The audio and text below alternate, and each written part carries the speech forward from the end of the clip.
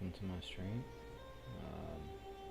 Just sitting here bullshitting, gonna do whatever the hell I want in this game, but I'm gonna play a channel in the background that I recently discovered, and I really like it, and I can't find a way to separate the audio between my headphones, so I could just listen to it and not have it on the stream. So I'm gonna have my mic open, so I can't just play it in the background. So it's gonna be there, whatever. So I basically told the guy that I'm gonna be having his stuff on the background. Hopefully he doesn't get mad at me or ask me to take it down. I mean, I don't even care really. I just do this so I don't feel too crazy talking to myself. Yeah, but here it is. Hello everybody, welcome to another goddamn episode of Crime Pays but Botany Doesn't. Today I was going to tell you to go fuck yourself at the beginning of the show, like I'm going to do right now. Let you go fuck yourself, okay? But I wanted to show you this rock outcrop right here, because this is some of the most interesting stuff on the island, at least to someone who's into geology and plants like I am. Now, some of you may know, others may not know, that the Caribbean is generally a clusterfuck of plate tectonics, okay? We're on a Caribbean tectonic plate right now. We got the North American plate to the north, okay? Cuba's on a North American plate. The island of Hispaniola's on a Caribbean plate. We got a subduction zone to the east. We got a subduction zone to the south. We got a subduction zone to the west. That transform or strike slip fault to the north is why Hispaniola and Cuba are moving away from each other. Cuba's going west, Hispaniola's going east. Okay, it's a fault somewhat like the San Andreas fault, just not as long. But anyway, let's focus on the subduction zones. You might have heard me rant before that anytime you got a subduction zone where you got a piece of oceanic crust diving beneath another piece of either oceanic crust or continental crust, you're going to get this rock, serpentine. And of course, wherever you get serpentine or any of the ultramafic rocks, serpentine is just basically a metamorphosed form of the rock peridotite. Anywhere you get serpentine rocks, you're going to get interesting plants that have evolved to tolerate it. And it's because this rock is very toxic, and the soil that weathers out of it is very toxic to most plants. Okay, you get they call it ultramafic because you got the magnesiums and iron, high amounts of magnesium and iron, and low amounts of calcium, nitrogen, and other essential plant nutrients. You also get nickel in this rock a lot. I mean, I had a friend put it through a X-ray chromatography. You know, they basically analyzed what was in the rock. I gave them a piece of serpentine. They had access to this $10,000 machine, and they told me there's a whole shit ton of nickel in it, which I already knew, but it was cool to see. You know, cool to see it, see the evidence of it. So anyway, there you go. Okay. Anytime you see serpentine on the surface of the earth, it's evidence of a subduction zone. And generally the same with peridotite too, but sometimes you can just get peridotite shooting out of volcanoes too. So there's the serpentine, that kind of, it's got that blue luster to it. Very easy, very soft rock, very easy to fracture and break off, as you can see. And it's the state rock of California. I went really some geologists tried to make it not geologists. I forget who it was. Some fucking nanny state politician tried to get serpentine removed from being the state rock of California, and the geologists lost their goddamn mind. You know, and why they want to get it removed? Because sometimes it contains asbestos. Okay, sometimes, but it's not like it's not the same.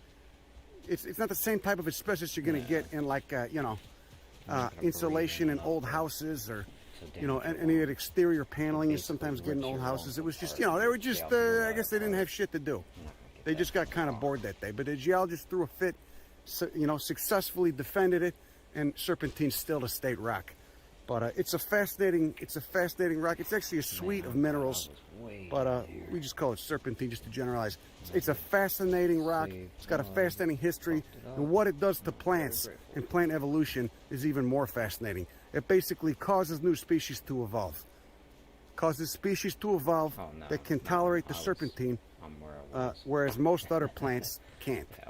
So let's go check it out and see what we got Why waste 100 nights testing a mattress? Head into Ashley Home Store and experience your new mattress in a box before you buy it. Then simply order online or from your local store. Click the link to have better sleep shipped free to your door. Ashley Home Store. This is home. What's going on? Okay, we'll start with this guy. It's not a serpentine endemic, but it tends to like the riparian areas. This is a species in the genus Poitia. Look at that. Faboideae subfamily of the pea family Fabaceae. Hummingbird pollinated flowers, obviously. And if you could get up close, you got 10 stamens, 9 of them united and 1 free, just like most members of the Faboideae subfamily. But that bright red color and a tubular shape indicates it's pollinated by hummingbirds, which there are quite a few species here. And this one actually has leaves. You know, a lot of the Poitias, there's like 3 or 4 species. I've seen 2 other species, one by the Haitian border, one up in the cloud forest. They tend to drop their leaves in the dry season. See if there's a troll in here. Okay, beautiful, beautiful flowers though. And it's just a wonderful native. Oh, look at that. That's a beautiful piece right there. Oh yeah, the ultramafic rocks, you know, they can be blue like serpentine. Ooh. They can weather to red because they all the excess iron they got in there reacting with the atmosphere. You can see the soil all over here is red. That's that iron being oxidized. Spear is better than sword. So bluish red color. That's what I thought, but I think of the sword. And of course, it all, you know, come to the rock that it is created from is peridotite, which you know, the Earth's mantle is composed of, which is, you know, has a relatively large grain size. You know, can look like black or green granite, basically. Anyway, why don't you check this guy? Look, it's a Odontosauria. It's a spiny one. Quite beautiful, but also quite mean. You got spines, thorns, and prickles all up and down its stem. They got a swimming spot down by the river over there. So you get a lot of people coming here. Anytime you get a lot of people, you're going to get some invasives. It's some garbage too. But anyway, here's an invasive. This is a species of acacia. You can see those phyllodes, not true leaves. They're technically enlarged petioles. Well, you know, most of the, like 95% of the genus Acacia is native to Australia or that region of the world. But again, Fabaceae, the pea family, very distinct venation on it. Shit, I don't think God, I just love that. Anytime I see that color, I just, you know, I just know it's the metamorphosed ultramafic rock. It's the nice serpentine. Okay, I don't want to spend too much time on this because it's an invasive, but as you can see, those are what the true leaves look like. Typical pinnate, like most members of the legume family, Fabaceae. And then there you can see how those, what look like leaves are actually just modified petioles. And not all the, but most of the Australian acacias do that. It can be a big goddamn tree too. There's a full-grown one. Oh, goddamn! Look at the Poitia. Holy shit, that's a nice one. Look at that. God damn it. Oh, look. So you still got the acacia everywhere, the invasives, but we're starting to get some interesting shit. It's just modified petioles. And all goddamn tree too. There's a full-grown one. Oh, goddamn! Look at the Poitia. Holy shit, that's a nice one. Look at that. God damn it. Oh, look, so you still got the acacia everywhere, the invasives, but we're starting to get some interesting shit. It's a vernoniaceous bastard. Member of the composite family, the Asteraceae. Look at that fucking wasp. Would you rather get stung by a wasp or get a bad urushiol ass rash? You know, I'd probably get stung by the wasp. I got stung by some a few days ago. I kind of liked it. It wasn't too bad. Plenty of wasps. Kind of like getting flogged with nettles. Let's take a closer look at these individual florid corollas here, because these are really something. Look at that. It looks like a Vernonia, and that, of course, is the clade of Asteraceae that it's in. Let's look at the styles poking out. Oh yeah, like little purple bug antennas, little purple recurved Ys. You know, what do the leaves look like? They're alternating. quite scabbard. Got maybe a farina or some scales on the bottom of them. 8 axial sides green. What's the margin like? Simple margin. I can already feel the good stuff coming out. Oh, I'm sweating my ass off though. And my face rash is killing me. Oh, you know, I never really get too amped about members of the Cyperaceae, the sedges. But this is an exception. This genus is an exception. I mean, and how could you not? With those, those proximal leaf blades are all white.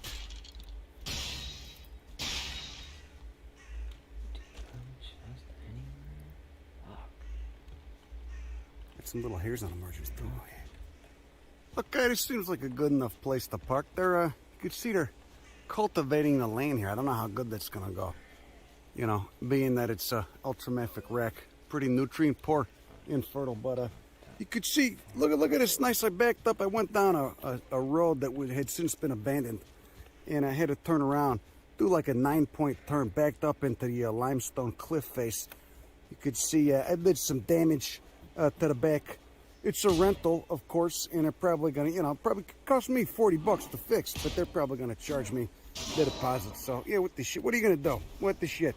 Oh, look at this guy. Look at that. Interesting Phyllanthus.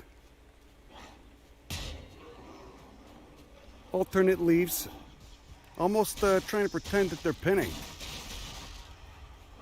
Wonder who that guy is.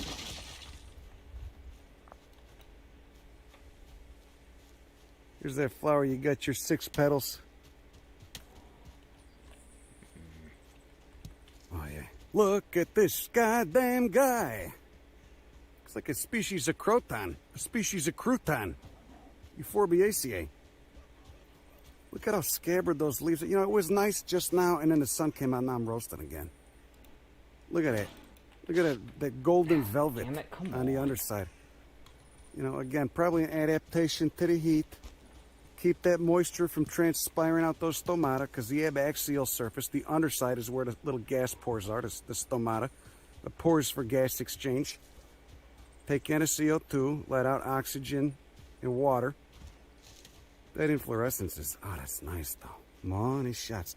And, you know, relative, well, you know, it's not glabrous. It's pretty scabbard up top.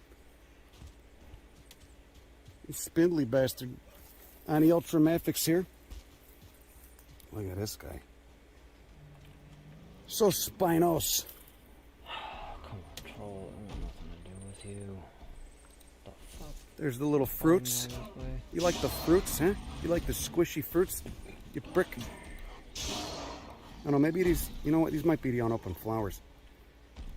Crack one open. No, it's a fruit. You know, you'd think after contracting a ass rash from I mean, it's obviously not a sumac, but you know, I'd be more careful about the touching stuff, but whatever. Any fucking botanist is, you know, you gotta get your hands dirty. You gotta get your ass kicked a little bit. Look at this guy. Oh, if I could pull him down without snapping those goddamn flowers off. Oh, yeah.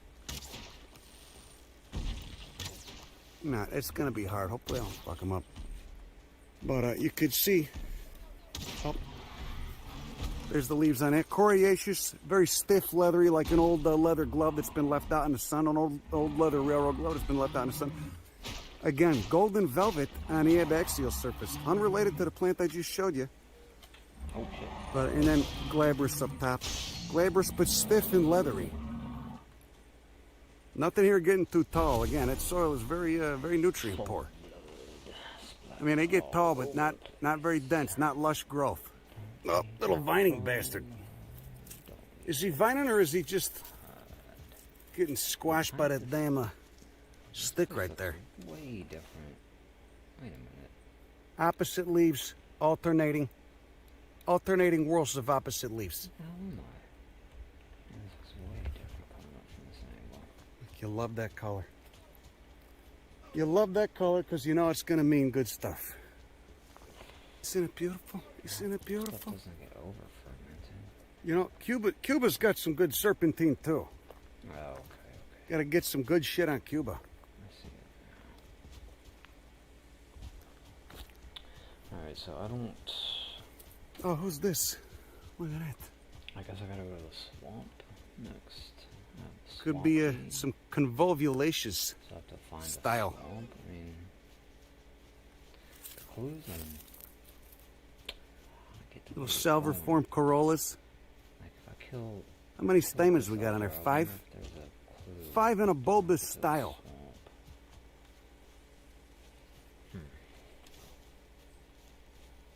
Look at it. That ovary's been pollinated. Still got the style dangling off. Still got the pistil dangling off. Well, here's that other guy we just seen.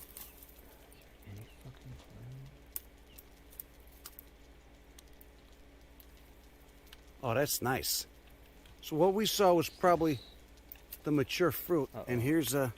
Burn their young. Here he is in flower. That was the clue for that. Burn the seeds, the ancient seeds.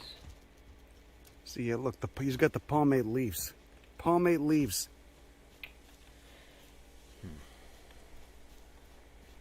How many leaves you got on there? Looks like 7.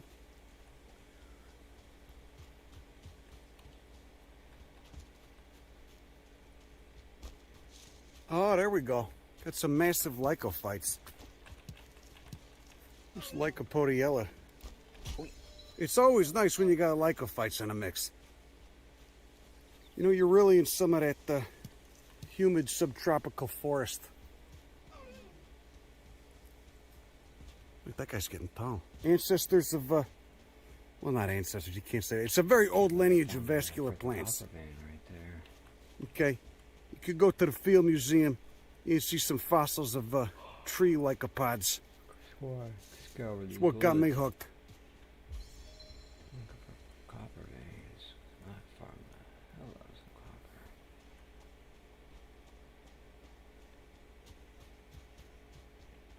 Just a quick tip: if you don't know how deep you can go out. Aerial roots. Aerial roots. There's old aerial roots. First couple of veins. See, this whole area was 2 copper. You know, I'm still seeing a bunch of land clearance. Kind of a bummer. But here we got a vanilla. Pretty interesting. This is the single copper vein, but You can see those deep. velamin-touched roots. Velamin-covered roots. Somewhat rudimentary leaves right there. They're just going all the way up into the tree. There you go. There's something good. Rubiaceae, coffee family. Look at that 5-petaled corolla. Got the interpetiolar stipules and opposite leaves. It's kind of a segmented stem. See, there's the fruits. Swollen ovaries. Look, he's got a Tillandsia on him. You got a Tillandsia on you. Oh, yeah, there you go. We got another orchid right there. Oh, I was about to shit myself. I was like, didn't I have a base here? Tiny flowers. Tiny.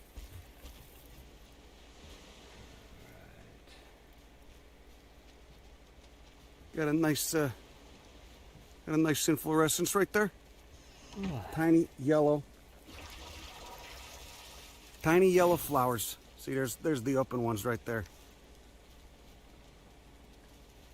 Those ovaries maturing. Those inferior ovaries just maturing right there.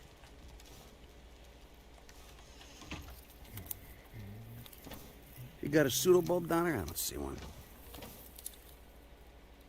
There's a vanilla again.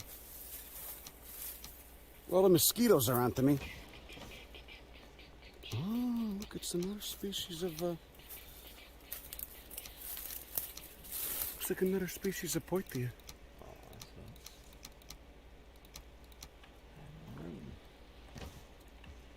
Just waiting for a hummingbird to come by and pollinate them. Look at these palms. Flip them over, and it's a whole new world. Look at that. Look at it, just covered in, I would assume that's just the trichomes. Just covered in a wool. The silvery wool. What's the base of that? It's covered in vanilla. It's got vanilla going up it too. There's vines all over the damn place. Probably very rich soil biota as well.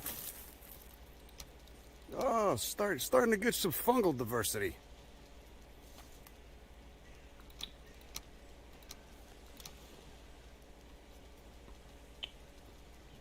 You see? That's what they do. They open up like that.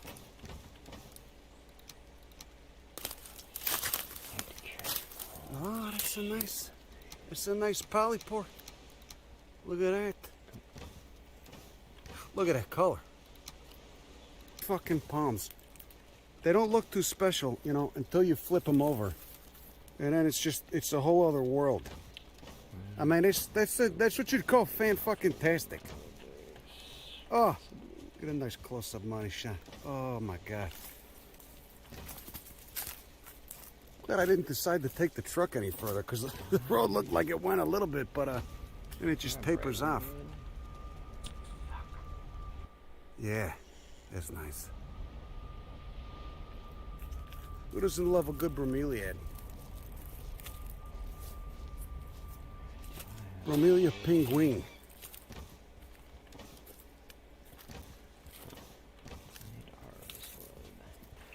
Okay, down here on the river now, we got something good going on. Look at this. Now these flowers are done. They probably bloom at night. They're white, very elongated, possibly pollinated by sphinx moths or some kind of moth. But they still smell. They're very, very fragrant. And look at those anthers. There's that, the fruit. Little capsule with those 5 spikes on top of it. That would be the sepals. As you can see on this flower that's still on. Looks like these just finished up. Come on. They're very fragrant. You can see there's more down there. It's nice to be off limestone. You know, I spent the past 5 days on limestone. Now we're done with the limestone. We're on the ultramathics. The river tumbled ultramathics. Look at the roots. Look at the roots of this guy. With those rubbery opposite leaves, and then there's the fruit. What would disperse this fruit? You know, I keep you know, banging you over the head with the extinct megafauna thing, but you know, this is not a bird dispersed fruit. So it would take something big. Look at the end of that too. And of course, these guys, you can see they're sending roots down from the branches up there. He's got an orchid up on him. See that? Got bromeliads up in him too. Oh my God, look, the rock looks like the Fetter River in California. Wonderful swimming hole. Okay, I don't know why they built the railroad there though. You get boulders falling down to the tracks every year. Trying to stay awake while you're piloting a freight train through there is can be somewhat challenging. Still got the red sepals on top of that fruit. And that's what it looks like if you slice it open. Kind of a nasty goo inside. Ooh. Okay, here's an interesting tree. Look at that inflorescence. Look at those tiny flowers. Oh, I just broke it. God damn it. Whatever. It's for science. You know, it's for the science communication. Pentamerous. Got 5 stamens. The flower looks like it's kind of inflated, like a little bead. Rubbery leaves, glabrous, smooth, and alternate. See, these are done already. Enough fruits. Get a picture of the fruit. Get a picture of the fruit, nice. So the carrot.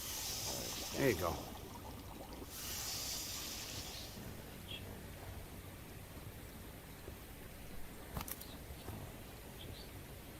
I'm loving this geology. I'm loving it.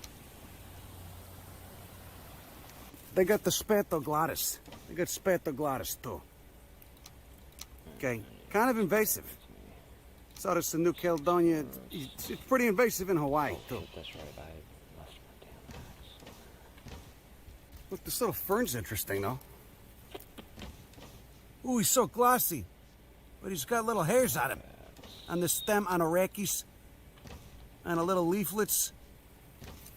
He's co-occurring with the Spathoglottis. I wonder if he's mycorrhizal too, probably. Look, see, this is the spot where you go to wash your ass. You gotta wash your ass. I'm gonna wash my ass at the house I'm staying at.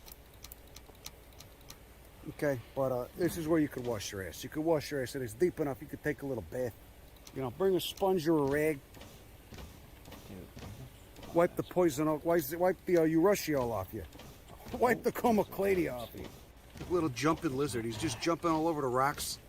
There's another. But actually, this guy's kind of curious. He's skeptical, but he's a little curious. This is really where you go if you want to wash your ass. You got a good 6 feet in there. Stop to take a little break and happen to notice this little bastard. This adorable little bastard. It's like a Gesneriate of some kind. Let's look inside that bilaterally symmetrical corolla. Oh, yeah. There's the sepals, nice old corolla, all desiccated, falling off. There's one getting ready to go. And he's growing out of the rock. He's a chasmophyte. You gotta love the chasmophytes.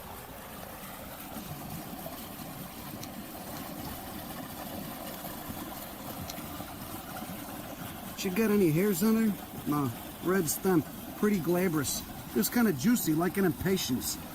Texture of an impatiens right there.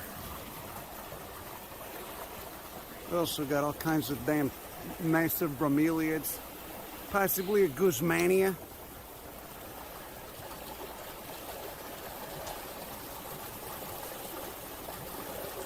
Oh, there's another one over there. See the little guy over there? It's nice. You see, there's the flower split open. Had to dissect it. Had to dissect it. Check it out. That calyx itself, that purple burgundy calyx is beautiful. You got 4 stamens and then a style down below.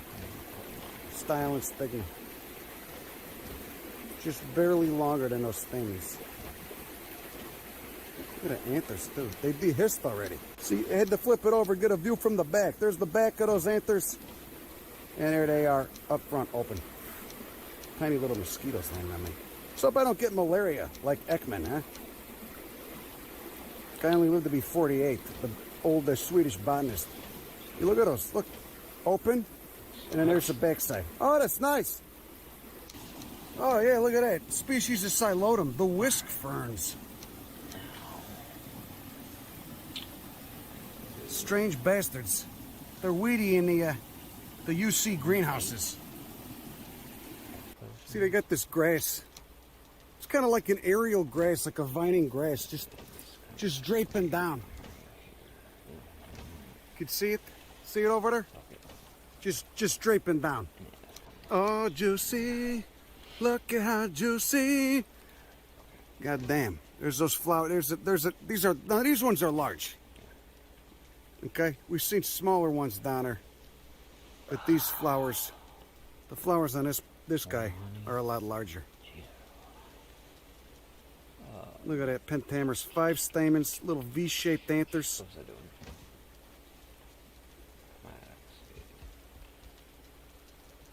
I need to cook too. Holy shit. Glabrous. Glabrous alternate leaves. So get up close, take a look at those. Okay, that's what I need to do. Honey, raspberries, blueberries. You know, but without the flowers, it just kind of looks like a typical office building plant, right? You see in like the lobby of like a bland office building or like an Embassy Suites, if you have the misfortune to go there. You know, you ever know anybody who threw up in the planters at the Embassy Suites? Huh? When you were a kid? Did you ever get taken there? I got thrown out of one once. I think it was like 12. We were fucking around, you know. Somebody shat in the stairwell. Never mind. I don't want to get into it. Oh, that's gorgeous. You can see the 4 stamens in there. You got a nice calyx. An indumentum. Actually, no, maybe he does. No, he's got a little one. He's got a little one. Look at those flowers, though. Holy shit. You know, I hope this is in a botanic garden. I hope they're preserving this one. I'd assume it is. You know? Because the botanic gardens are some of the, you know, the best hope. The last best hope for many plants. And imagine these, a lot of these are pretty narrow endemics, too. Those coriaceous leaves. But it's nice to get a good money shot, you know? The other one was a little too tall and the flowers were wilting. Flowers are old on this one, too, but... Oh, look at it. Stamens in 2 pairs of unequal lengths. Look at how they dehisce, too. Almost looks like the way some penstemons dehisce. Then you got that little knobby pistil sticking out. Look at all the hairs, too. See? You see those? Those are some good-looking anthers you got there. Is that lewd of me to say so, huh? You gonna report me? Zygomorphic. Zygomorphic corolla. And of course, once the corolla comes off, the stamens do too, because they're fused to it. You know, you got left is that calyx and a style and then an open stigma up there. There we go. You know, there's recurring themes throughout the different videos I've done here. And one of them, of course, is the extinct megafauna that used to live on this island before the first indigenous humans that lived there arrived and caused them to go extinct. And this is some of that evidence. In the species of palm. It's got to be very costly to produce, and a plant wouldn't just evolve the mutations to produce it and have that mutation be successful if there wasn't a reason for it. If there wasn't some selective pressure. And that selective pressure, of course, was probably all the fucking extinct ground sloths and other large mammals that used to just gnaw on these plants here. I've seen so many plants with look, it's even got spines on the leaves. You ever seen a palm with spines on the leaves before? A testament to the history. You know, the megafauna got knocked out on the mainland first, and they lived on the Caribbean islands up until about 5,000 or 6,000 years ago. So there you go. Look, it's a member of the Cannabaceae, the cannabis family. Scabbard. Look at those little stipules down there. Oh, those might be the flowers, actually. Can't quite tell. No, they're just stipules. Just like a hackberry. Very scabbard leaves. Are you gonna... Tons of tiny little hairs. Little hispid hairs. More of that land clearance. Oh shit, that's not what I wanted to do. They're really, you know, they're really going to town. But again, it's that infertile soil. I wonder how successful they're going to be. Oh, yeah, there you go. There's some nice peridotite. Look at that big grain size. Peridotite, of course, is not very stable on the surface. It just weathers readily. Just breaks down. So look at that. Look how easy that happens. I got a piece of New Caledonia that's like black and green. Beautiful. Okay, apparently that invasive acacia can tolerate the ultramafics. They can tolerate the ultramafic soil. Which is surprising, because, well, actually it's not surprising. Legumes can tolerate a lot of shitty soil. They got those rhizobium bacteria in their roots.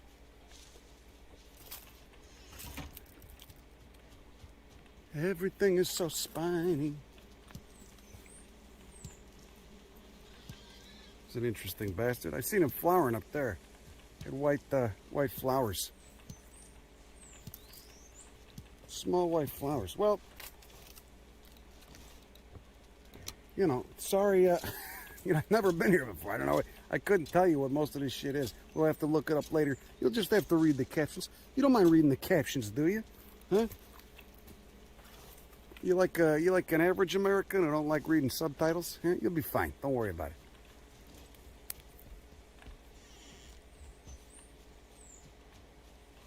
Smells pretty good. Oh, look at all the land clearance over there. Oh, Jesus. I'm sweating like hell. Nice to land you. All right, well, that's all I got for you today.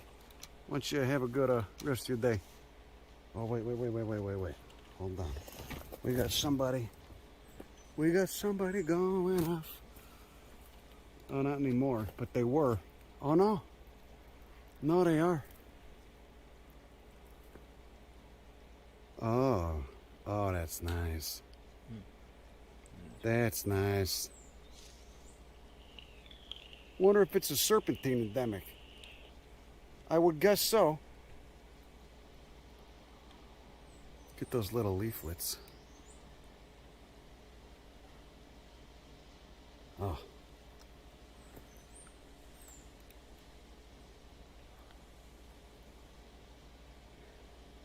All right, but for real now, though. Oh, there's that palm back there, too. So much good shit. All right, that's all I got for you tonight. Have a good rest of your evening. Go fuck yourself. Bye. Alright, I'm gonna play some more of him because I do not like sitting in silence. What else was I doing? I planted that. I got all that done. Need that. I need to figure out what the hell the swamp. The hell they were talking about with the swamp. How the hell am I supposed to find a swamp? Can I just go sail places? It doesn't look like a fucking swamp. I'm just gonna Google how the hell do I find the swamp?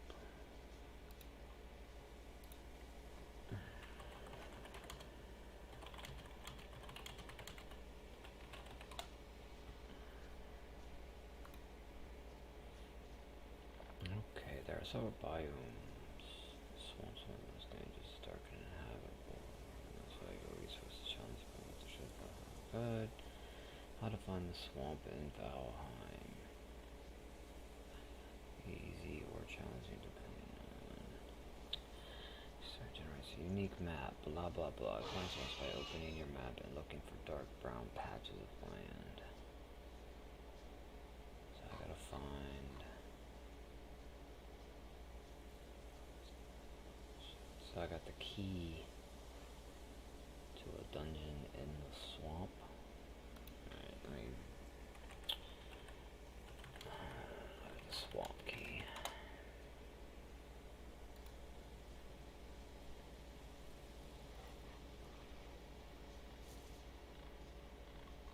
Ooh.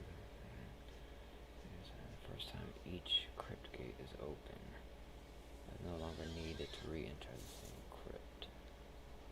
We use it onto sunken crypts. Okay, so I guess I just need to find the swamp biome.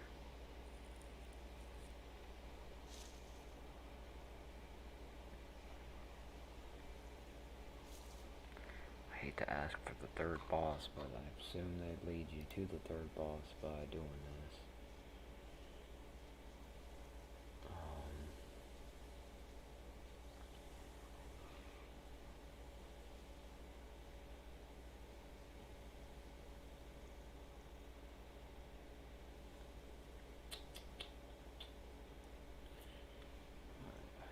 Oof,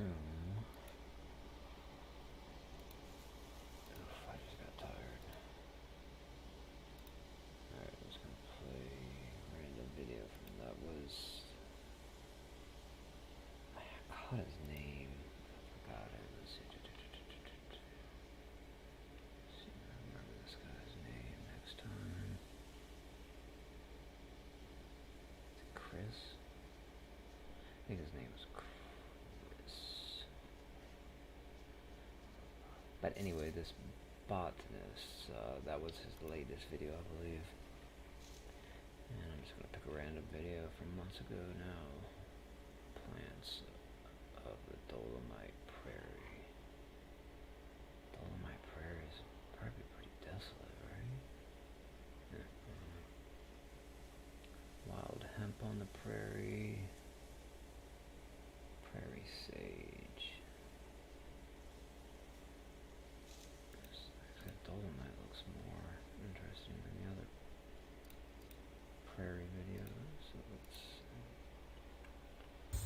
Okay, good afternoon. Welcome to yet another episode of Crime Pays, but Botany does it not. Today is coming to you from the Forest Preserve in beautiful Hodgkins, Illinois. It's kind of a commercial slum with a little mixture of a post-industrial blight. Now, what we're looking at is basically one of the few remaining crumbs, one of the few remaining fragments of a landscape that is frequently referred to as Dolomite Prairie. Now, the difference between Dolomite Prairie and regular prairie is that the topsoil on Dolomite Prairie is much, much thinner than it would be on regular old prairie. Okay, most of the regular prairies are gone too. You know, we're just looking at crumbs of habitat left. Now, the reason the Dolomite Prairie topsoils are so thin is mostly due to glacial action 15, 20,000 years ago. They were just kind of scraped clean, just bulldozed by, you know, a couple thousand feet and, you know, billions of tons of ice. But because of that, because they have a thinner topsoil, they have a much different plant community than you would find on just any old regular prairie soil. Now, dolomite is basically limestone. Okay, dolomite's the mineral, and dolostone is the name for the rock, okay, which of course contains dolomite.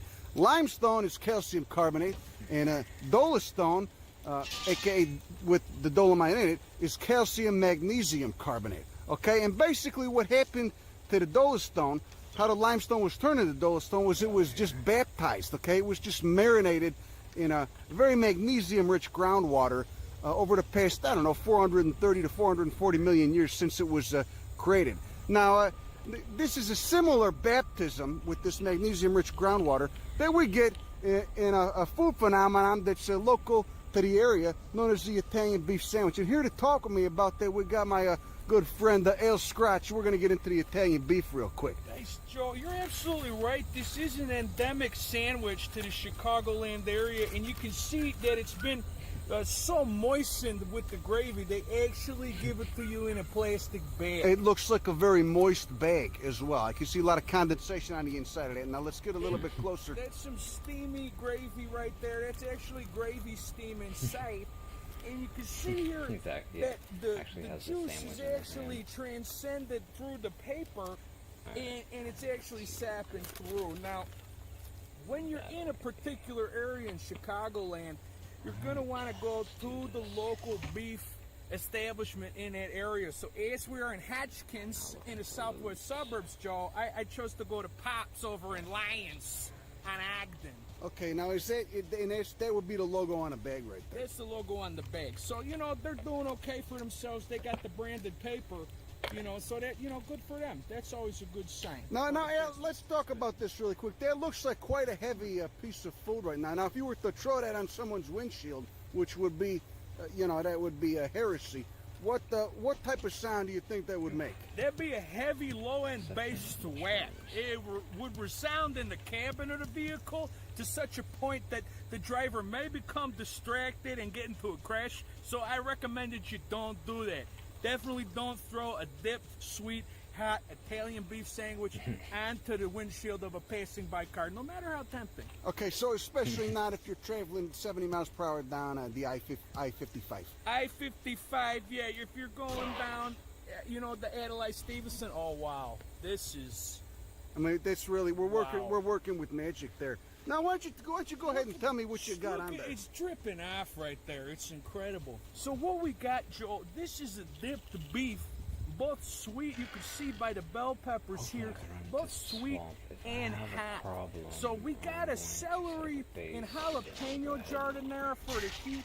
And you know, that's kind of a Jay's beef style, kind of a Johnny's beef style. And as we're out west, I'm not surprised that they do a Johnny's beef style.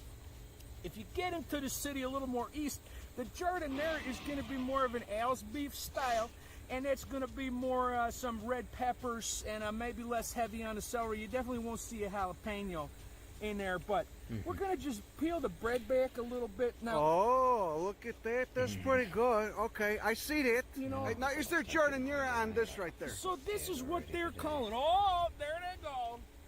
So this is what they're calling their hot. You know, it's not technically a jardinera. It's more of a pepper mix. It's got a fresh I just celery. see a couple of jalapenos on there. It's jalapenos. You know what it's jalapenos, red peppers, and celery in there. Now, I like that. Now, how many different beefs do we have? We got Al's beef, John's beef, Paul's beef, Tony's beef.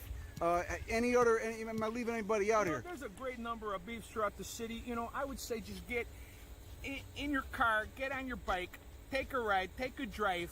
If you see somewhere with the sun faded sign, that's definitely where you're gonna want to go. Now, where you don't want to go is somewhere that looks like like a 1950s drive-in. They do it up real nice. Something like Portillo's. And you're definitely right that you don't want to go to Portillo's. They're owned by a hedge fund. You kind of want to just stay clear of them because they're really just lining the pockets of some, horrible people. So I'm just gonna try this right now. Now, see, oh, here we go. It's not summer unless you get a yellow jacket. Trying to get it. Now, if not, going back to the geology reference here. So this would be kind of like the limestone bedrock right here. Right. So if we had this 9-inch Toronto roll right here, if this was the calcium carbonate limestone, we had some magnesium-rich groundwater just soaking in it like the juice, then we would have the substrate on which some plants could grow because it has the magnesium. It's very nutritious, and even though there's not a lot of nutrients in its soil, but you're still going to get some life because of that magnesium in there, or so I understand. You can correct me if I'm wrong, but so I understand. And now, what would be akin to the glacier coming through and scraping all the topsoil off the top of the bedrock? I have to liken that to when you take the entire beef out of the juice in which it's been stewing for 17 hours, 24 hours, and I'd have to liken the glacier to the cook's knife when he starts to finally shred that beef. So that glacier is, it's basically like the knife, and it's shredding off that beef. Okay, now lastly, let's talk about the possible detrimental health effects that could result from consuming food items such as this. Well, in the Chicagoland area, we like to eat like we actually have low cholesterol and need to get it up. We need to get our numbers up. So we let that guide our diet. This might lead to a hardening of the arteries. It's definitely going to activate the inflammatory response in the body based on the number of preservatives, salts, and meat proteins in there. And that's where you get it with the little sweet pepper in there, because that's really just going to help, calm things down. Okay, so and overall, have you ever seen an Italian beef sandwich spot that looks absolutely kind of a marvelous but horrendous at the same time? Have you ever seen an Italian beef sandwich spot that had the defibrillators on the wall near the door, just in case? I seen it in O'Hare Airport once. I seen it in O'Hare Airport. But, it might be a byproduct of the fact that they got those defibrillators everywhere, so I might have just been making connections, seeing what I want to see. You got to be careful of that. You got to approach things with a scientific mind. Okay, well, Al, I want to thank you for your time right here. Oh, my God. And, don't give money to him, because we've had him on a diet for a while, and he's... What about just a tiny amount? Okay, you could give him a tiny amount. You could give him a tiny amount, but, he's really... Some of the bread, too. He just throws it right back on his ass. Yeah, give him some of the bread, too. Some of the bread, Give him some of the bread, too. Look at this bread. He's on a weight-restricted diet. So this is like the Dolostone you're giving to him. That's right. That's right. And you know what? Let's give it up for the Dolostone, because that's really what kept this little patch down here from getting just inundated with invasive plants. And also used for agriculture too, because you're not gonna want to run a you plow about through there jumping on and my grow arm stuff like on that. there, 'cause, Please do not do There's no that. topsoil. There's no topsoil. Please. It's not gonna hold any water. It's like the Italian beef's already been scraped off of the larger carcass. It's already gone. It's just bone, and there's nothing there. The marrow's been melted out and into the beef. So the Dolomite really helped the prairie just stay here, because it's not gonna get used for agriculture. You can't really grow too much on there. So, and then we get to keep this wonderful environment, which is amazing in a way that it kind of undulates and changes between wet and dry and messy prairie. It's really amazing. It may be one in the spring and one in the summer. You get all kinds of different plants, like you were saying. Now, hiding amongst the brambles, we got our old friend Lobelia syphilitica. They get a lot taller than this. They're not these ones aren't growing too tall this year. Look at those very distinct sepals and nice calyx, and then you got, of course, that bilaterally symmetrical flower with that pollen presenter poking up right there. Lobelia's got a very weird morphology right there. See that? See that little fused anther tube which is these are protandrous first. They do secondary pollen presentation. So they, you know, that little that style elongates. They present the pollen out of that fused anther column. This part up here, just past the purple on that thing poking out. What? And then after they present the pollen, that the little, see that the stigma. This is in the female phase right now. This flower. After they present the pollen, it all gets rubbed off. What? Okay. Well. Rub one off, and then you get that stigma presenting right there. You know, receptive to pollen, just waiting. Got a nice bilaterally symmetrical flower. I believe this was named Lobelia syphilitica because it was believed that it was a treatment for syphilis or something. Too bad nobody told Al Capone that. I guess he was losing his mind in his later years. He's only buried about 5 miles away from here. Same cemetery as my grandma and grandpa. Okay, now we're stepping back into the composite dungeon. Over here we got a species of Helenium. Okay, and you can tell it's a Helenium because they got those globose capitula. Okay, individual, the singular being capitulum. Okay, see that how it looks like a little globe? That flower head. Okay, and then of course the ligules. The ligules are quite distinct as well. Okay, but that globe again is composed of a bunch of tiny little flowers. All right. I'm really getting my ass spit up. Now over here we got a species of Bidens, okay? Back in a composite dungeon. Look at those distinctive bricks, okay? Very, they look all tortured and whatnot. This is, I believe this is Bidens polylepis, okay? And again, how many florets you got down in there? Looks to be about 20 or so, okay? So many goddamn species of Bidens. At least, you know, 7 or 8 in the immediate area. So we got quite a few interesting plants here as well. We got Persicaria, okay, and there's a whole shit ton of non-native Persicarias. Actually, maybe there's only 1 or 2, but then you got the native ones too. It could be a real tricky genus to figure out. You got to look at the leaves, you got to look at the color of the flowers, okay. But Polygonaceae, the buckwheat family, and you know, unlike the buckwheats which lack the ochrea, these got the ochrea. They basically that little papery sheath right there. Between us, you know, right where the leaf meets the stem. Okay. Over here, this is pretty interesting. Same family as Anemopsis, Sorurus cernuus, the lizard's tail. And as you can see, it's enjoying. What is that flower head? Okay, and this is, you know, this whole family is notable for being one of the basal angiosperm families. Okay, or a lineage, a basal lineage is a better way to put it. You can see it's really loving the. It likes the wet areas.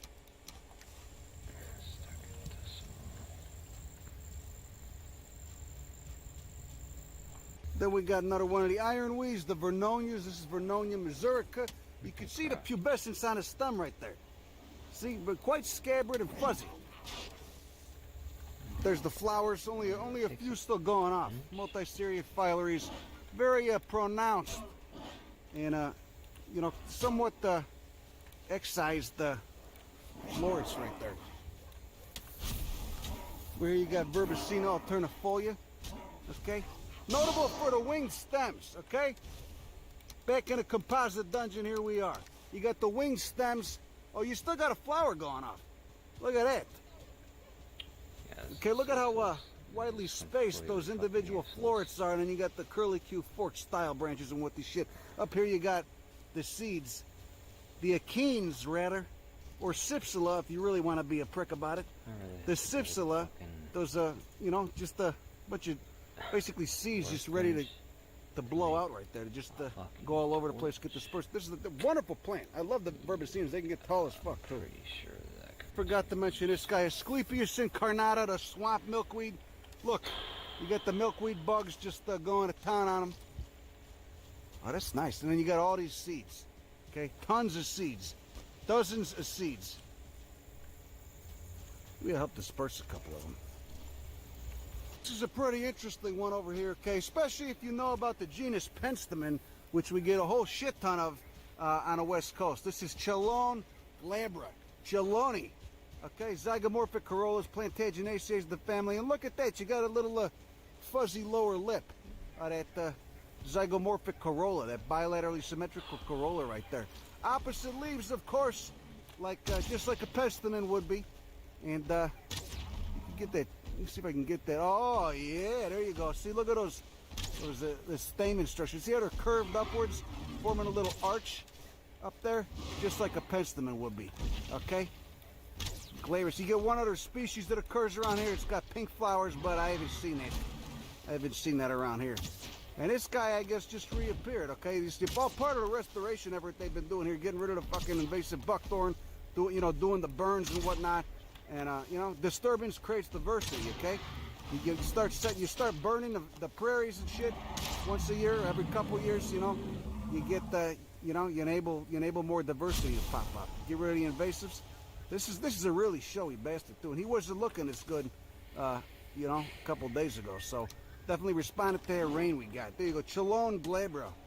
Look at that Chalone. There I go, just molesting the goddamn thing. But you got the saccade anthers still. See them how they're splitting open like that? You got the style in the back. I believe a common name for this is turtle head. I love this because we don't get any of the Chalone.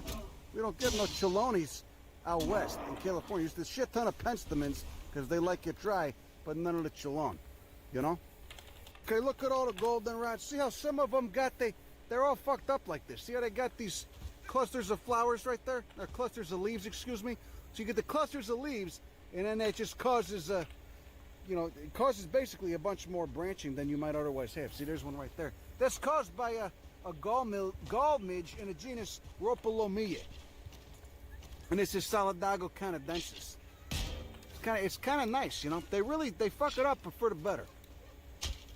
Okay, so you can see they've been burning this area, and one of the first places to come back after you go in with the burn, you set everything on fire, is this Erectites. Okay, remember it is Senecio tribe.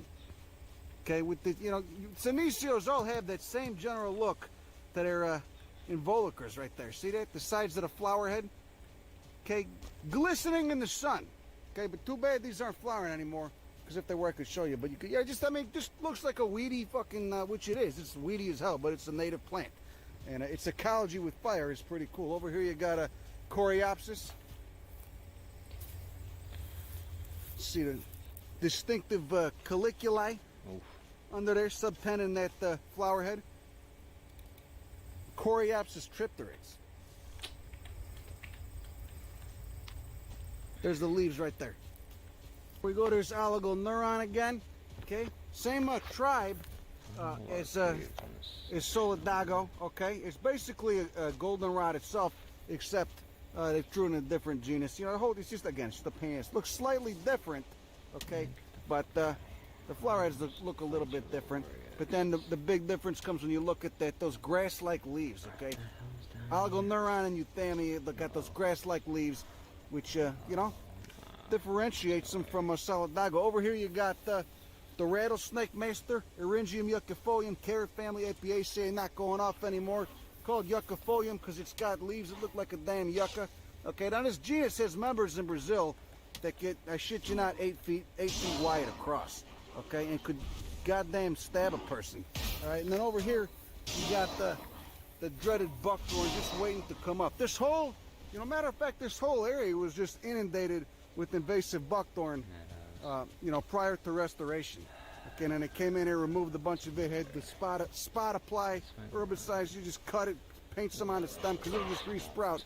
And basically, it's still here, but it can't compete with the natives, okay? Because they gave it a leg up. But that's all a lot of restoration does. You're just kind of leveling the playing field that native to make it easier for the native biota to come back against a bunch of those nasty invasives. Okay, here we go. This is one of my personal favorites. We're out on the prairie, okay? This is Arnoglossum atriplicifolium. Okay, it's done flowering, unfortunately, which is kind of a bummer. You can see it's already, those capitula are already maturing, not popping open. Oh, they're popping open a little bit. Okay, distinctive leaves, though. Very distinct. You can see, flip it over right there. Oh, super waxy and rubbery. Okay, glabrous stem, no hairs on them. Okay, bright green on top, abaxial surface, pretty white and waxy. Okay, and it just, these I believe were left. They were still here, despite all the buckthorn and the invasives. But then you get the two species in this genus, and the other species just popped up couple years ago. So you know, again, you start the, you know, this disturbance enables the diversity. Start burning, start removing the invasives and whatnot. You get a whole new cast, the whole species, a whole new cast of species popping up of the natives and whatnot. I know Glossum Plantagineum was around here too. Okay, moving over here, we got one of my favorite favorites. There's a little one. Members of the pea family. This is Senna hebecarpa. Unfortunately, it's not flowering anymore. You got the, you know, just the legume fruits going off, but the flowers, when they are going off, they got those porocidal anthers. Okay, so they're buzz pollinated. Okay, Senna's a huge genus. You get a lot of diversity out west. You get some, get a couple species down in South America. Very successful genus of the fabids right here. Oh, there you go. There's some Arnoglossum still going off. Oh, that's nice. So here's a perfect example. Okay, this was all reed canary grass invasive bullshit. Okay, it was removed. I believe they used some herbicide here actually. Used some of the glyphosate, which of course many of the hippies treat like depleted uranium. Okay, I'm not gonna go drinking this shit, but it's you know, it's fucking, you're probably exposing yourself to far more carcinogenic shit just getting in your fucking car or walking next to a busy road than you are by, you know, using it occasionally once a year in a restoration project. But anyway, this is that Arnoglossum atriplicifolium. These are first year seedlings. Flip that leaf over, okay? You can see that same white waxy cover we were just looking at. Okay, big basal leaves. So this is the first year. And then they're just, that's a perennial, they're forming. You know, he's just obsessed with the Italian beef. Will you let it go? Okay? You can't do this. You can't keep doing this. Okay? We're having an intervention. You can't keep doing this, Jack, okay? I want to keep you around. You're already 11, okay? You keep eating that shit, I'm not going to get as many years with you. Anyway, so you get these, it's a perennial, okay? It's building that, you know, that the perennial rhizome, just stuffing it with the carbs, the carbohydrates it's making through photosynthesis, and then the leaves die back in the winter, and then you know, a couple years of that, and you'll have those guys right there. They send up a big inflorescence with world cauline leaves around them, and then that's it. Then they flower like that. And you get some nice flowers too. Did you have any trouble coming down 55? What'd you take to get here? You know, I actually took the street roads. I took the surface roads. Because I didn't want to take the car in the highway.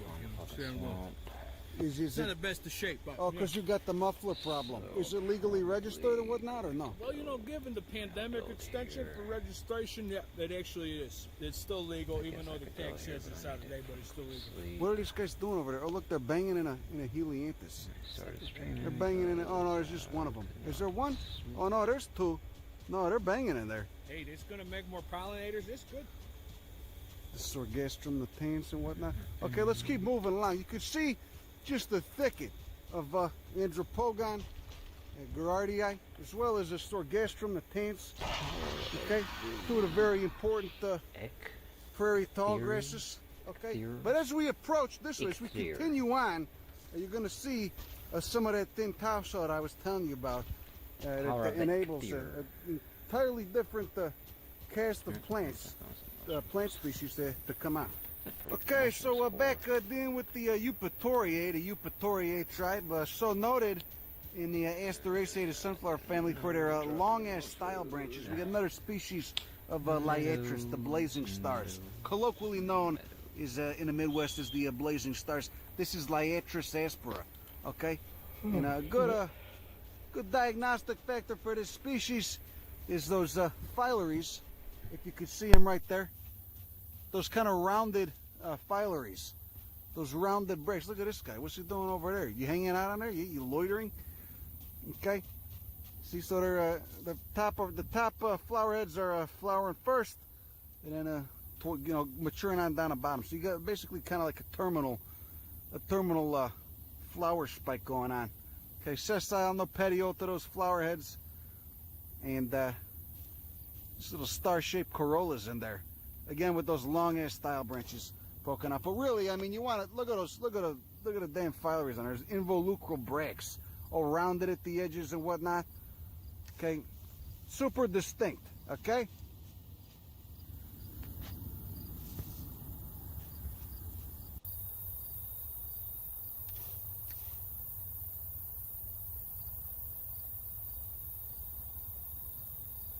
We go another liatris going off. This is one of the much taller ones. Okay, they're already done, or the flowers are already done. Okay, looks like a liatris spicata. This thing should be, seed should be ready here in about a week or two. Okay, so moving right along, you could see all these brown flower heads sticking up just barely above the grass. You can see the plant cover tapers off. It's not as tall here. It's because we are closer to the bedrock. Okay, this is more of the actual dolomite prairie. Okay, you can see there's the stones, the limestone and with the shit right there. And this is Echinacea pallida.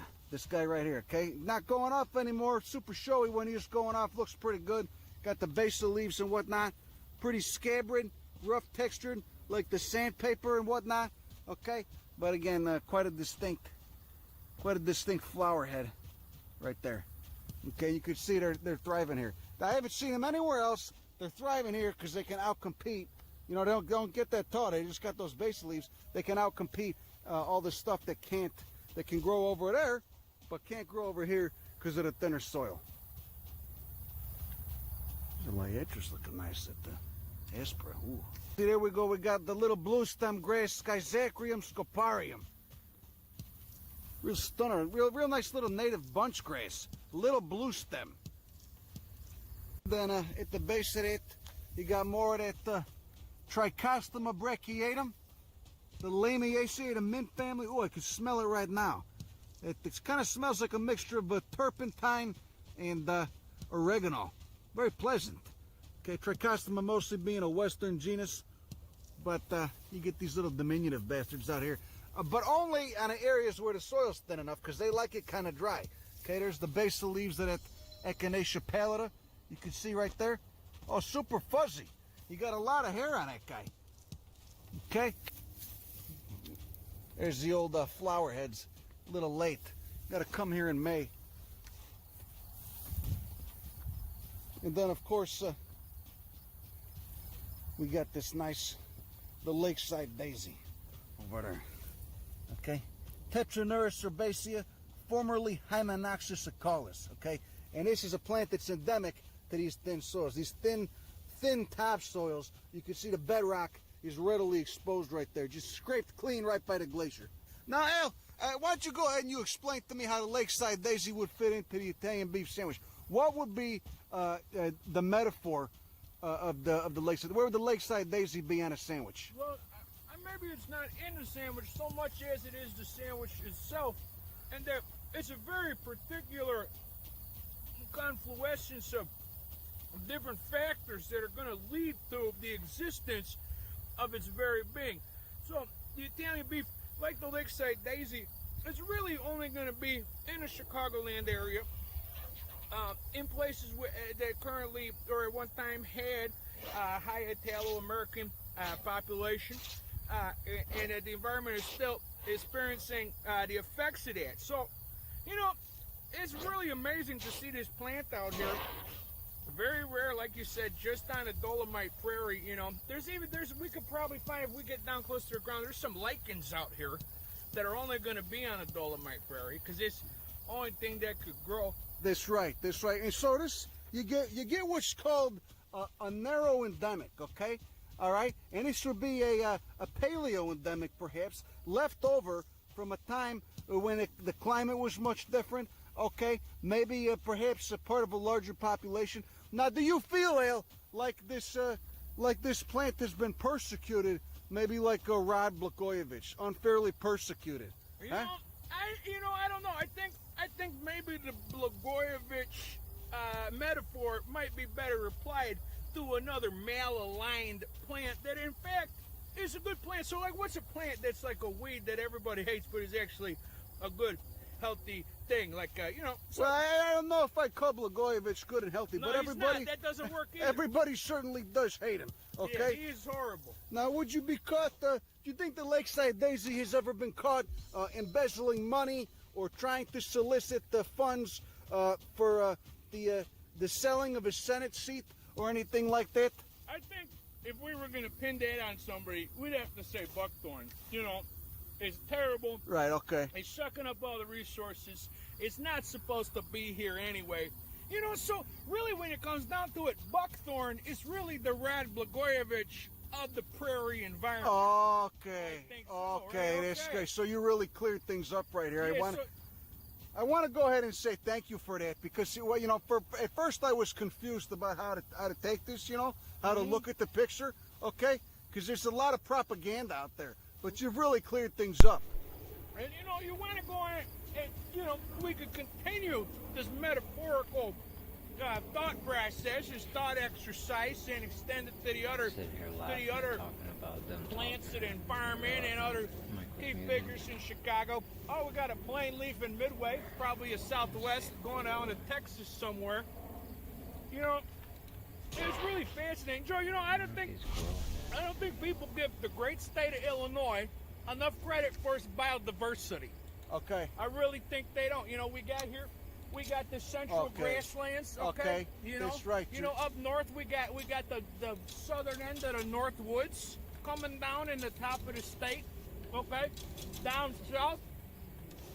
south we got not only the coastal plain, the northern end of the coastal plain is in southern Illinois. Do you know that? Do you know that? And I didn't know that. And you know what else we got down there is the Ozark Uplift. That's down there too. Okay. And then we got the Eastern Boreal. Oh, okay. You know what I mean? Right. Now, okay, so... There's a lot of things So going in on. other words, if we're going to talk about patronage, hiring, and ghost payrolls at the water department, Right. We're going to have to basically expand our horizons for a new cast of plant species to bring into the mix right there. That's true, because the state of Illinois is varied. It's very biodiverse, just like the opportunities for patronage hires and ghost payrolling is also very diverse.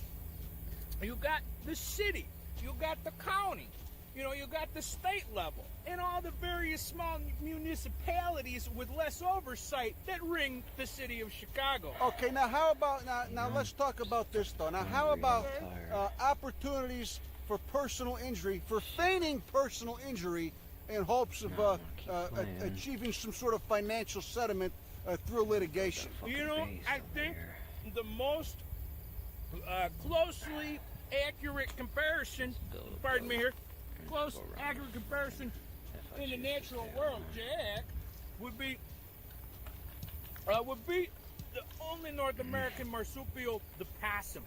Okay. For great gain does he feign injury. Okay. You know, his reward is that he doesn't die, you know, but not dying in the animal kingdom is maybe the human equivalent of, say, getting a small settlement in small claims court for a total of $7,000 for damages to personal property that may or may not have happened. Okay, now what would you do with that $7,000? Better yet, what would the possum do? North America's only marsupial with that $7,000. Do you think he'd put it towards the new Pontiac? He might get a new Pontiac, or he might put the pool in the backyard, because it's real nice when it's hot outside.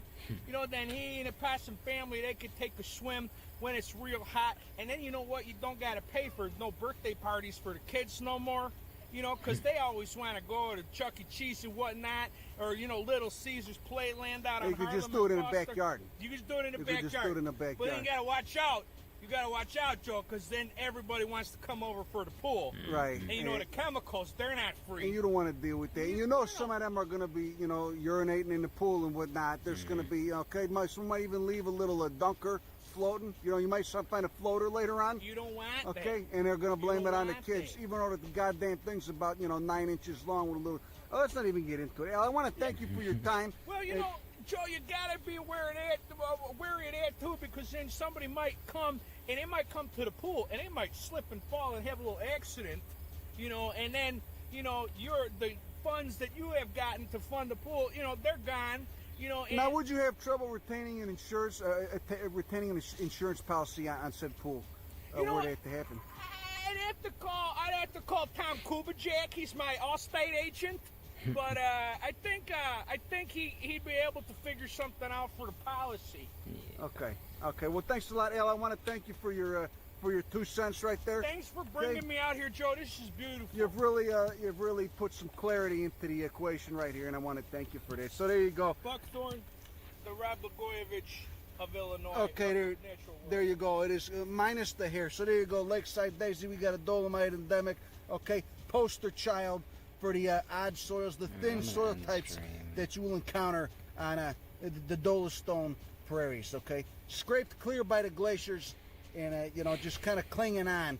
Only 2 or 3 populations in the state of Illinois, and then of course you got that Trichostoma brachiatum. So anyway, well, it looks like that's all we got for you today. Hopefully you learned a thing or two. Okay, and you know, we're gonna snap out right now. Okay, coming to you from Crook County, Southwest Crook County, Chicago region. That's all I got for you today. Go fuck yourself. Have a lovely evening. Goodbye. I might do that. I might just go fuck myself and go to sleep. Look at it, even growing on a Dolostone, okay, on a Dolomite prairie, despite the thin topsoil, we get a plant that likes to stick its roots down deep. We get Silphium terebinthinaceum. Now, I did not expect to see this guy out here, okay? It is growing a lot smaller than you would see it if it was growing on a richer topsoil, okay? It's topping out, you know, maybe about 5.5 feet tall, okay? Because I'm a relatively average-sized little wop. I'm about 5'9", 5'10", okay? 180 pounds. Okay, but this guy is, you know, they get upwards to, you know, 10 feet tall. This will be normally a tall plant if you got a rich prairie topsoil. The Silphium terebinthinaceum. Look, you got the glabrous involucre right there. Oh, there's a guy on there. You got a glabrous involucre. They're already done flowering, it appears. Okay, and of course, like all Silphiums, they're only fertile. Only the marginal florets are fertile, so they'll only be producing achenes, fertile seeds, fertile achenes on the outside of those flower heads. But again, all the daisy rays, the ligules have already fallen off. But you got a glabrous stem. Wonderful fucking plant. I'm surprised to see this here. Okay, and then over here, you just got just more of the lakeside daisy. You see, just tons of them, tons of them. Okay, there we go. Another member of the mint family, the Lamiaceae. This is a plant colloquially known as obedient plant, Physostygia, however the fuck you want to pronounce it. Latin's a dead language, Americana. Okay, and it's called obedient plant because I guess, you know, some jackass thought it was funny that you could move them around, move the calyces to the side like that, and they would stay. And they do stay. But the important thing to note here, of course, is you got that bilaterally symmetrical flower head, excuse me, not to be too goddamn redundant. You got kind of a speckled perianth in there, and then you got, as is typical of the Lamiaceae, 4 stamens up there.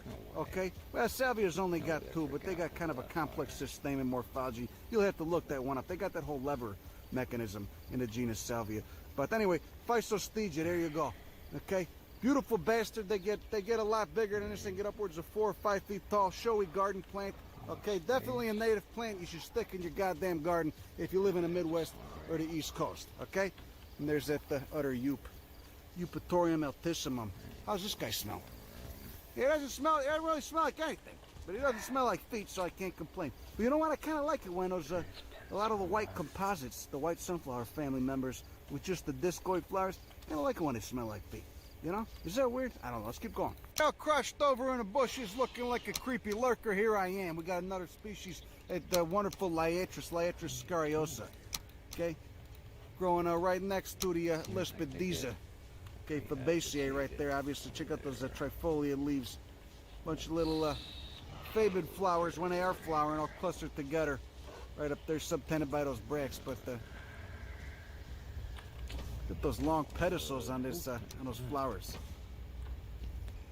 Look at that, more soothing than a goddamn cocktail, okay? Or stuff in your face with an Italian beef. The prairie at sunset. You know, I'm just gonna shut my damn mouth and let you have it.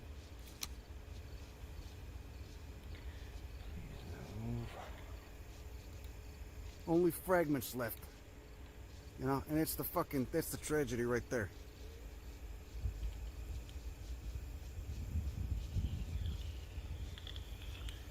Pretty healthy bird, though. Or he just knows when to catch them. Beautiful flowering and shit.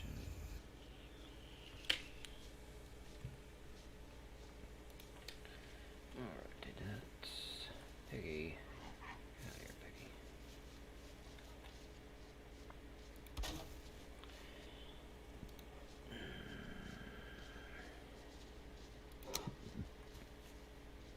Okay.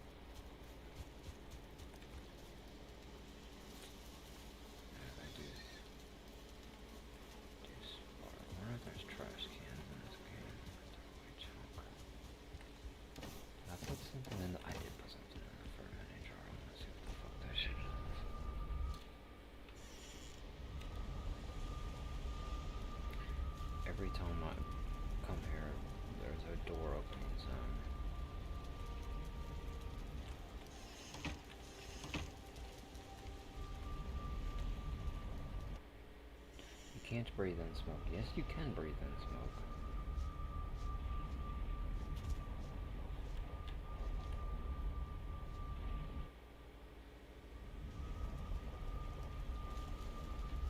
Okay, no doors on. Alright. Trollhead money.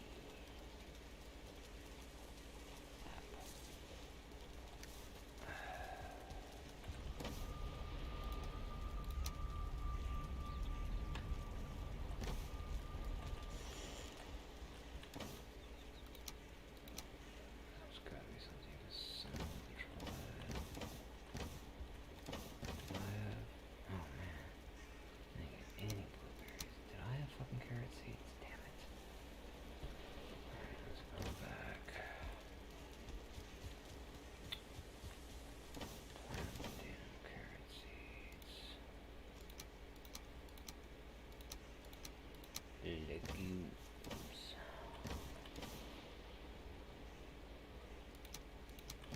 Dandelions?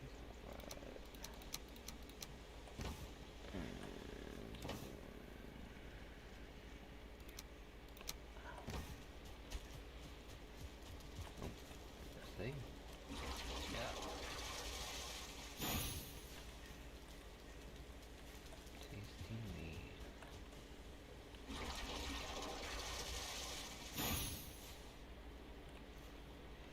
Meat in my troll skin. Helmet. Approve of mead. Lower health and stamina regen. Wait, what? Lower health and stamina regen.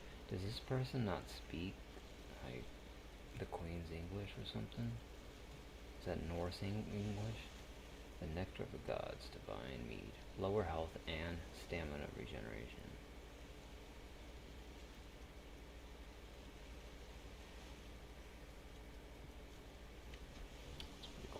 Oh. Lower health. No, that's not what he meant. What the hell he meant? I don't know what the point he was trying to make was. I understand perfectly what he's trying to say. Alright, I'm gonna cut it here. Thank you for anybody who joined me.